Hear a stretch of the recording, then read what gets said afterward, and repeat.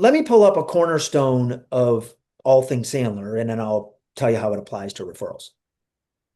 So if we're struggling with, frankly, anything in life, but let's stay focused on referrals for a minute. So all of a sudden, my customer Joe is not getting as many referrals as he would like to get.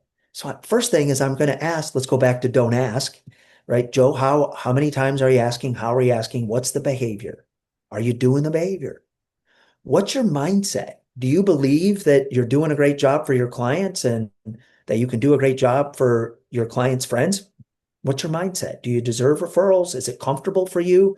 If it's uncomfortable for you, they'll know, and you're going to make it awkward for everyone. It's not uncomfortable for them if you do it right. And I have some data that backs that up in a moment. And then lastly, what's my technique? How do I go about actually asking? So the point here is whether it's referrals or anything else, I love the BAT as what I call a diagnostic tool. If a certain thing isn't happening, I mean, this could go for losing weight or exercising, right?